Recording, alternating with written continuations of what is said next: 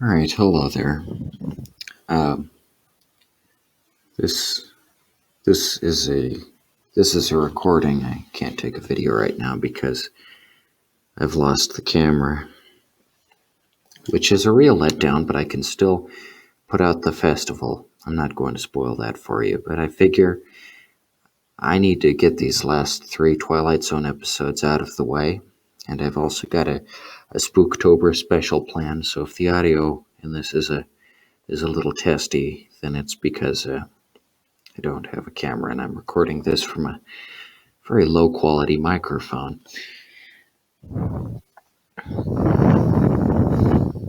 Anyway, like I was saying, today's episode is Valley of the Shadow, and this is one of those ones from season 4 that's an hour long. And I've never liked the hour long ones, but at the very least, some of them are actually good. They get a bad rap. The one with Robert Duvall is pretty good. Not the best, but good. Very neat episode. But this episode is complete and utter garbage. Basically, it's belongs to that little subgenre of the creepy town, and this is the kind of stuff that was in the 1980 remake Twilight Zone episode, "The Beacon." I think it's called. Oh, ho, ho, they make the Amish look progressive. And and this one, you're not going to believe this. This one concerns this guy. He's just a random guy, and he stumbles across this town that uses this crazy alien technology, and the town basically imprisons him. But the trouble with this episode is that they state outright, "Oh, we're not evil. We just have to keep our secret, a secret." And yet, it's only in the last like 5 minutes of the episode that they think, "Oh, we can erase his memory."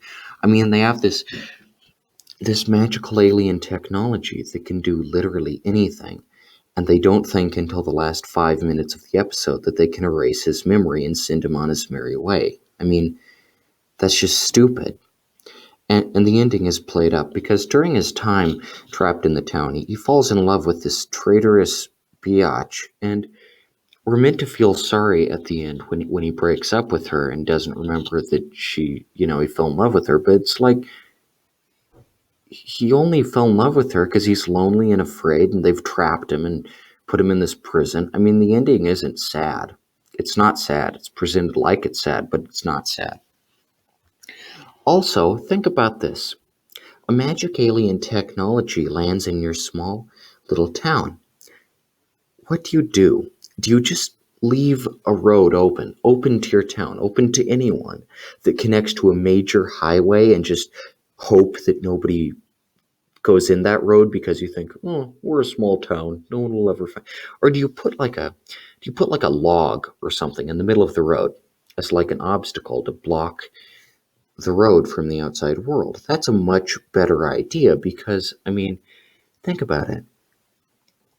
Why does the stupid town just assume that nobody will ever find it, and then when someone does find it, they're shocked and afraid and unprepared, and the mayor's like, "Oh, I never saw this coming. I never thought anyone would come in here for like gas or something because there's a sign that says Peaceful Valley 5 miles, come on down, but I never thought anyone would come down." Yeah, like, have some foresight. The characters in this episode don't know how to run a town that, I mean, they're trying to keep the world's biggest secret. I mean, this place is like Area 51 on steroids, and yet they can't just have like a sign that says like road closed.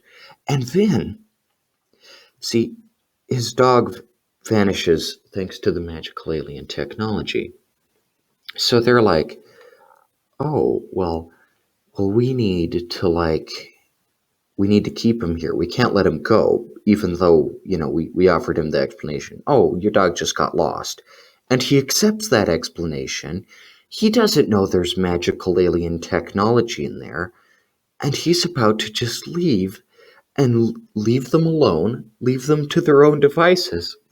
So what do they do? Do they just let him go because he's accepted that maybe his dog just ran off for a second and the girl is holding, like, a weird toy or something? No, what they do is they frickin' put up a magical force field that ruins his car and his dog dies, and then they bring his dog back to life. That won't arouse his suspicion, you freaking idiots. This is just a horrible episode. It's the one good thing, the one good episode of the subgenre of the creepy little town where everyone's all tight and the outsider who comes in that I've ever seen is called The Town Where No One Got Off. I believe I've mentioned it before. It's an episode of the Ray Bradbury Theater, and it's got a young Jeff Goldblum, and he gets off the train. And what's really genius about this episode is that it twists the motif around, and it comes up with a new idea. The citizens of the town, who are very introverted and isolated and seem creepy at first, they're not the scary ones. The scary guy is the freaking social hobo who just sits by the train, waits for someone to get off, and then wants to kill them. And Jeff Goldblum luckily evades this guy, but that's a genius episode. And if it's based on a story by Ray Bradbury, gosh dang, that's a good episode. But then you've got this horrible episode. And I mean, it doesn't need to be an hour. I see no reason why this needs to be an hour. With a lot of these hour-long Twilight Zones, it's just expanded to the point of just being, filler that nobody asked for. But what's especially offensive about this episode is just that it tries to act so smart and so sophisticated, and it's not, because the main character is a doofus, and he's annoying, and the stupid townspeople have magical alien technology, and they're too selfish to share it with the rest of the world, but they're also too stupid to keep it a secret because they just let their children go around with the magical alien technology and they don't wall themselves off from civilization. Small town they may be. These small towns always seem to have a convenient way of letting outsiders in because they're just on any map. They're anywhere. I mean, this is just stupid. What do I suggest instead of this episode? I definitely suggest Village of the Damned, the original. That one's amazing, and all the characters act normal, like normal people. They're not boring and stupid, like in Valley of the Shadow. We've got to use this biblical, quote. That was also the case with In His Image. I stole the ending of that for the ending of The Maggots, but that's not a very good episode either. I mean, the beginning makes it seem like it's going to be really cool. Also, Passage on the Lady Anne. I should have put that one on this list, but I figure one season 4 episode is enough, and this is the worst. This is the worst season 4 episode.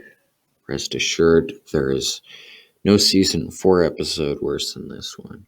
This is just the most insane, lazy, pandering, poorly written stuff. And, it's just, oh, look at our special effects. We can make the dog disappear and then reappear because we move, we cut the camera. It's like, that's not hard to do. It's so, this is just the most ridiculous, bad, poorly written episode, and it's probably the catalyst of all the horrible episodes of, oh, it's a scary town and everyone is scary in it. It just sparked that, and I think this episode deserves to be at number 3 because it is really bad. And so anyhow, sorry you can't see my face, but that's just how it's going to be from now on because I lost the stupid camera. So anywho, yeah, that's number 3. Stay tuned because we're going to go to number 2 and then number 1, and then I'm done with this awful episodes of my favorite show.